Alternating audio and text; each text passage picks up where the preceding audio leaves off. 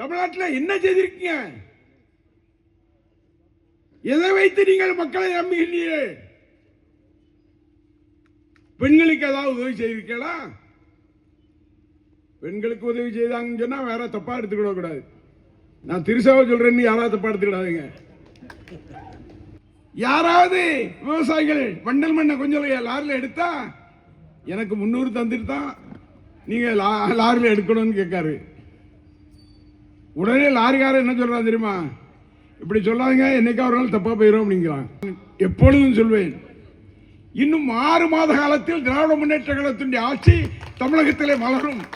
இன்றைக்கு தாவக்காவுடைய எம்எல்ஏக்கள்லாம் எப்போ ஓடலான்னு காத்திருக்கான். அதை தடுக்கிறதுக்காக எங்களை காட்டி அவனை பயமுறுத்துறான். ஏற்றி வந்திருக்கேன் டயர் இப்படி இருக்க. யாரப்பா இது?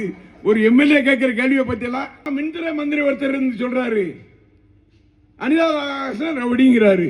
ஆமா, ரவுடிக்கு ரவுடி தான். கலெக்ஷன் நல்லா இருக்குன்னு சொல்லிட்டு 2020 வந்தோம். அதுல இருந்து இங்க தான் எடுத்துட்டு இருக்கோம். ஆல் ரவுண்ட் எல்லாமே இங்க தான். குவாலிட்டில best quality, no compromise. Velavan stores, Usman road, T Nagar, Chennai மற்றும் தூத்துக்குடி.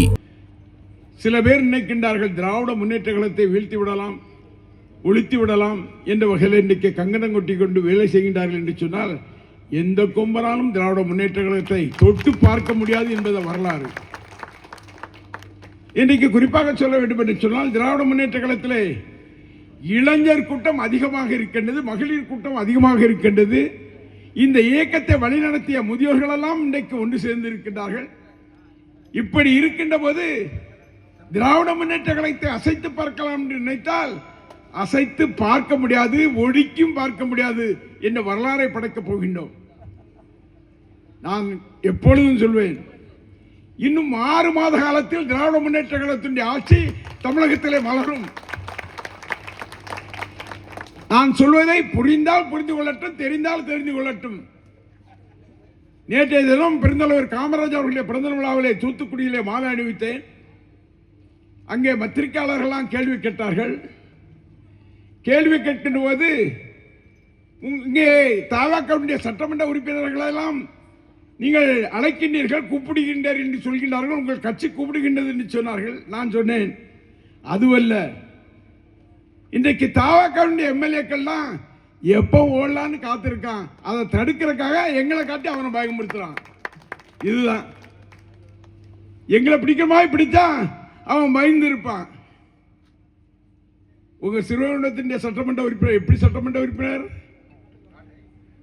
இங்கே இருந்த பழைய சட்டமன்ற உறுப்பினர்களாம் எப்படி இருந்தார்கள்? இன்றைக்கு ஒரு சட்டமன்ற உறுப்பினர் வந்திருக்கின்றார். அவர் என்ன செய்கிறார் தெரியுமா? அவருடைய தொழில் என்ன தெரியுமா? லாட்டரி, கள்ள லாட்டரி, கஞ்சா, இது போல தொழில் செய்கின்றவர் இன்னைக்கு சட்டமன்ற உறுப்பினர் வந்திருக்காரு. யாராவது விவசாயிகள் வண்டல் மண்ணை கொஞ்சம் லாரில எடுத்தா எனக்கு 300 தந்துட்டு தான் நீங்க லாரில எடுக்கணும்னு கேட்காரு. உடனே லாரிக்காரர் என்ன சொல்றான் தெரியுமா? இப்படி சொல்லாதீங்க, என்னைக்கு ஒரு நாள் தப்பா போயிடும் அப்படிங்கிறான். நான் சொல்ல, லாரிக்காரன் சொல்றான். அங்க அரிசி ஏற்றி வந்த லாரி மடக்கி, இந்த அரிசி ஏற்றி வந்திருக்கேன் டயர் இப்படி இருக்க. யாரப்பா இது? ஒரு எம்எல்ஏ கேட்கிற கேள்வியை பத்தியெல்லாம் டயரை பார்க்கிறாரு, குனிஞ்சு குனிஞ்சு டயரை பார்க்காரு. அவனுக்கு என்ன காரணம் தெரியுமா?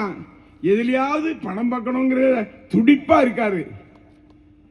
அவருடைய முதலமைச்சர் சொல்றாரு, யாராவது லஞ்சம் கேட்டா உடனே போன் அடிங்க, அந்த அதிகாரி ரூபாய் கேட்கிறாருன்னு நீங்க எனக்கு போன் அடிங்க, நான் உடனே அந்த அதிகாரியை பார்க்கிறேன்.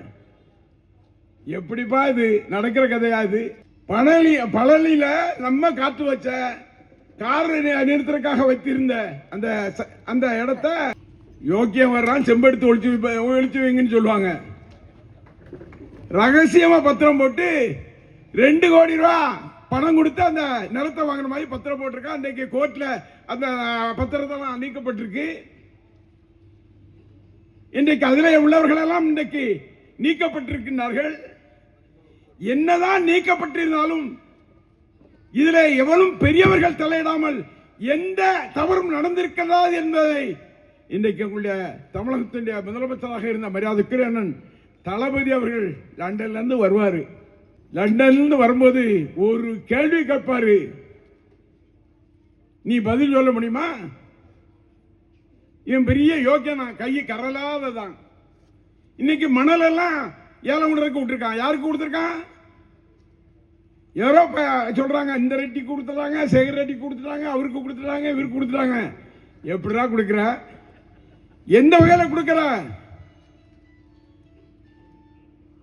பணத்தை கொள்ளடிக்கிறதுக்கு திட்டமிட்டு கொள்ளடிக்கிறீங்களா? திமுகவும் அதிமுகவும் இன்றைக்கு ஏதோ பெரிய தப்பு பண்ண மாதிரி சொல்றிய.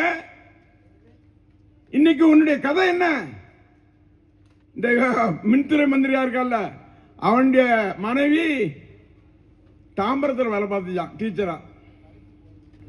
கலந்தாய்வு இருந்தா ஆசிரியர் மாத்துவாங்க. ஆனா அவருடைய மனைவிய திருவேலியக்கணிக்கு மாத்தி கொண்டு வந்திருக்காரு. எப்படி கொண்டு வந்தாரு? மந்திரிங்கிற பொறுவையில் தானே. எப்படி அதிகார துஷ்பிரயோகமா? அவரு சொல்றாரு அனிதா ராதாகிருஷ்ணன் ரவுடி. நான் ரவுடியா? எத்தனை பேர் வெட்டிருக்கேன், எத்தனை கொலை பண்ணியிருக்கேன்? 16 வயதுல இருந்து நான் தொழில் செய்திருக்கேன். எந்த வார்த்தையும் கடுமையான வார்த்தைகள் எவரையும் பேசினதில்லை. ஆனா மின்துறை மந்திரி ஒருத்தர் இருந்து சொல்றாரு அனிதா ராதாகிருஷ்ணன் ரவுடிங்கிறாரு. ஆமா, ரவுடிக்கு ரவுடி தான். நீங்களை தொட்டு பார்க்க முடியாது. நீ உசிலப்பட்டியில் இருக்கலாம், எங்க இருக்கலாம், ஆனா நடக்காது தம்பி, நடக்காது. நம்முடைய இளந்தலைவர் அவர்கள் சட்டமன்றத்தில் உட்கார்ந்து போது முதலமைச்சர் தலையை எப்படி குனிஞ்சுக்கிட்டு தான் இருப்பாரு.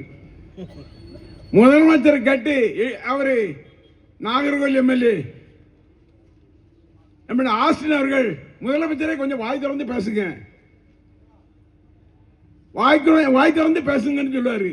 இவர் வாய் எங்கிருந்து திறக்க? எழுதி கொடுத்தா பேசுவாரு. எழுதி கொடுத்தா பேசிட்டு நடிகர் மாதிரி அப்படி அப்படி அப்படி ஒரு சைகை காமிப்பார். மூஞ்சில அடிச்சுட்டோம் இல்ல, அப்படி சைகை காமிப்பாரு. 5 நிமிஷம் பேசினாராம். பரோட்டா கொத்துற மாதிரி கொத்திட்டாங்களாம். எப்படி பாருங்களா, எவ்வளவு கொழுப்பு, எவ்வளவு திமிர் இருக்கும் அவருக்கு. நம்முடைய தலைவர் தோத்தத அந்த தொகுதியில் போய் 5 நிமிஷம் பேசினேன். நீ வா, இடைத்தேர்தல் எல்லாம் நீ பேசி பேசி சுற்றி வா. இடைத்தேர்தலில் ஒரு தேர்தலும் நீ வெற்றி பெற முடியாது என்ற வரலாறு நாங்கள் உருவாக்குவோம். இன்னைக்கு உனக்கு ஓட்டு போட்டவன் அத்தனை பேரும் என்ன சொல்றான் தெரியுமா? ஐயோ தெரியாம எப்படியோ போட்டவன்.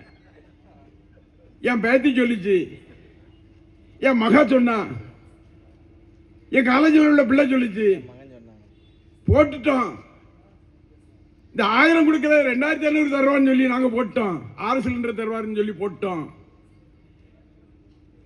வேலை இல்லாதவர்களுக்கு 4500 தந்துருவாருன்னு போட்டோம். எல்லாமே ஏமாற்று வேலை. இன்னைக்கு ஏமாற்றுகின்ற முதலமைச்சராக இருக்கக்கூடிய முதலமைச்சர் ஜோசப் விஜய் அவர்கள். தேர்தல் வந்தது. தேர்தல் வரும்போது திருச்சியில மாதா கோயிலில் முட்டு போட்டு நடந்தாரு. உடனே பார்த்தாங்க ஆட்சிக்காரங்களாம், நினைச்சாங்க அடே அப்பா எவ்வளவு தூரம் மதத்தை மதிக்கிறாருன்னு சொன்னாரு. தேர்தல் முடிஞ்சிச்சு. அடுத்த ஆளு திருச்செந்தூர்ல வந்து வேலை தூக்கிட்டு வந்து நின்னாரு. அதுக்கு பதில் முன்னால வந்து நின்னா தப்பா போயிடுன்னு சொல்லி தேர்தல் முடிஞ்ச பிறகு வந்திருக்காரு. இவரு சொல்றாரு எம்ஜிஆர் வந்து மைசூர்ல போய் மூகாம்பிகள வாழ் கொடுத்தாரு. இவரு எம்ஜிஆர் மாதிரி இருக்கணுங்கிறதுக்காக அங்க எப்ப எம்ஜிஆருக்கும் உனக்கு யானி வச்சா எட்டுமா? அவருடைய வரலாறு என்ன? அவர் எத்தனை ஏழைகளுக்கு உதவினார்? இன்றைக்கு திராவிட முன்னேற்ற கழகத்தில் தலைவராக இருக்கின்றவர்கள் கூட அவருடைய உதவியை பெற்றவர்களாகத்தான் இருந்திருக்கின்றார். அன்றைக்கு கடுமையான பண நெருக்கடியில் எங்கள் தங்கம் என்ற படத்தை நடித்து கொடுத்து வலு சேர்த்தவர் எம்ஜிஆர் அல்லவா?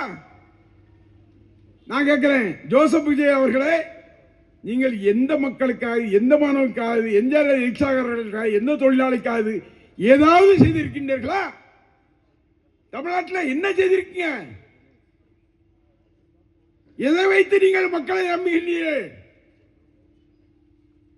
பெண்களுக்கு ஏதாவது உதவி செய்திருக்கீங்களா? பெண்களுக்கு உதவி செய்தாங்கன்னு சொன்னா வேற தப்பா எடுத்துக்கிட கூடாது. நான் திருசாவை சொல்றேன்னு யாராவது தப்பா எடுத்துக்கிடாதீங்க. எந்த பெண்களுக்காக உதவி செய்திருக்காரா? என்னுடைய தலைவராக இருக்கின்ற அண்ணன் தளபதி மு.க. ஸ்டாலின் அவர்கள் என்னென்ன உதவிகள் எல்லாம் ஏழை எளிய மக்களுக்கு செய்திருக்கின்றார். எங்களுடைய முத்தமிழறிஞர் தலைவர் கலைஞர் அவர்கள் என்னென்னலாம் செய்திருக்கின்றார்கள். நீ ஒரு பிட்டு செய்யாம சினிமாவில் ஒரு ஆட்டத்தை போட்டு ஒரு டைரக்ஷன் கொடுத்து இப்படி சொல்றான் பாருங்க, 5 நிமிஷம் பேசினா குத்து பரோட்டா பண்ணிட்டாராம். அட பாவி, அதிமுக இருந்து 23 சட்டமன்ற உறுப்பினரை கூப்பிட்டு அவங்களுக்கு சால்வெல்லாம் போட்டு, நீங்க சட்டமன்ற உறுப்பினராக இருந்தா ராஜினாமா செய்துட்டு எங்களுடைய சேர்ந்துருங்க, நான் உங்களை ஜெயிக்க வச்சிடுறேன், உங்களுக்கு பணத்தை வாங்கினுங்கன்னு சொல்ற குதிரை பேர் நாங்களா பண்றோம்? திமுகவா பண்ணுது? இன்றைக்கு அதிமுகவை அழித்து விடலாம் என்று நீ நினைத்தால் என்று சொன்னால் அது நடக்காது. ஏனென்று சொன்னால் அந்த இயக்கம் எம்ஜிஆர் அவர்கள் மரியாதைக்குரிய புரட்சி தலைவி அம்மா அவர்களால் உருவாக்கப்பட்ட இயக்கம். தலைவன் ஓடலாம், எங்க வேணாலும் ஓடுவான், ஆனா தொண்டை அதிலே இருப்பான், தொண்டை பார்த்துக்கிட்டே இருப்பான். எவனை ஒழிச்சா சரியா இருக்குங்கிற அவனுக்கு தெரியும். அவன் எங்களோடு உடனடியாக கைகோர்ப்பான். அந்த தொண்டன் எங்களோடு கைகோர்ப்பான். ஏனென்று சொன்னால் ஜோசப் புசை அவர்களே, அதிமுக அழிக்க பார்க்கிறீர்களா? அதிமுக ஒழிக்க பார்க்கிறீங்களா? ஒழிக்க முடியாது. திராவிட இயக்கத்தை எந்த கொம்பனாலும் அசைக்க முடியாது. அண்ணே டிடிவி போட்டிட்டு ஒரு சட்டமன்ற உறுப்பினர் வந்தாரு, அதையும் விலை கொடுத்து வாங்கிட்டு போயிட்டாங்க. அட பாவிகளா, இன்னைக்கு குதிரை பேரம் பேசுறிய? என்ன குதிரை பேரம்? குதிரை பேரம், ஒட்டக பேரம், நம்ம ஊர்ல இருக்க காட்டுல என்ன மான் இருக்கோ மான் பேரம், எல்லா பேரும் பண்றது யாருன்னு சொன்னா இன்றைக்கு ஜோசப் விஜயனுடைய கட்சியாக இருக்கின்ற தேவக்கா இதுல ஒருத்தர் அப்படி நெஞ்ச நிமித்திட்டு வர்றாரு. அவர் தான் முதலமைச்சர். அவர் தான் போட்டிருக்காரு லாட்டி சீட்டு மன்னன் அவர் தான் போட்டிருக்காரு. அவர் நெஞ்ச நிமித்திட்டு வர்றாரு. புஷி ஆனந்த் எங்க உள்ளவரு? பாண்டிச்சேரிக்காரரு. இங்க வந்து உட்கார்ந்து நின்றுட்டு நான் தான் புஷி, எந்த கேள்வி கேட்டாலும் பதில் சொல்ல தெரியாது. இன்னைக்கு ஓடிட்டான்னு சொன்னால, நம்ம கரூர்ல 42 பேர் கொண்டுட்டு திருச்சியில ஓடனா பாத்தீங்களா ஏர்போர்ட்ல? அன்னைக்கு வந்து நம்முடைய முதலமைச்சர் பிடிச்சு வச்சிருக்கணும், அன்னைக்கு உடனே அரெஸ்ட் பண்ணி இருக்கணும். அதனால இன்னைக்கு திமிரா பேசுறீங்களா? இந்த ஆட்சி என்பது உங்களுக்கு நிரந்தரமா? 6 மாத காலத்திற்கு நீங்கள் இருக்க மாட்டீர்கள். உங்களுடைய சட்டமன்ற உறுப்பினர்களா யாரு? திருநெல்வேலியில் RS முருகன், அவருக்கு மந்திரி கொடுக்க கூடாதா? அங்க இருக்காரு யாரு? நாம மட்டும் ஒருத்தர் நாராயணன், அவருக்கு மந்திரி கொடுக்க கூடாதா? அடா பாவிகளா, கஞ்சா விற்கிறவனும் லாட்டி சீட்டு விற்கணும் எம்எல்ஏ ஆகிட்டு என்னைக்கு இந்த கட்சியில இருந்து ஓடலான்னு அவன் காத்துக்கிட்டு இருக்கான். யாரும் நாங்க கூப்பிட வேண்டியதில்லை, அவன் தானா வந்துருவான். குறைஞ்சது 2 மாசத்துல இந்த கட்சி விளங்காது, நம்ம மாட்டிக்கிடுவோம், நம்ம போயிருவோம் சொல்லி அவன் வரப்போறது உறுதி. அந்த வகையிலே 6 மாதத்தில் ஆட்சி மாற்றம் இருக்கின்றது. நம்முடைய தளபதி தான் முதலமைச்சராக வருவார், எவராலும் தடுக்க முடியாது என்பதை சொல்லி நம்ம அண்ணன் நல்லா அருமையா பேசுவாரு. அவருக்கு பேச்சுக்கு வெளிவிட்டு நன்றி கூறி விடைபெறுகின்றேன். நன்றி, வணக்கம்.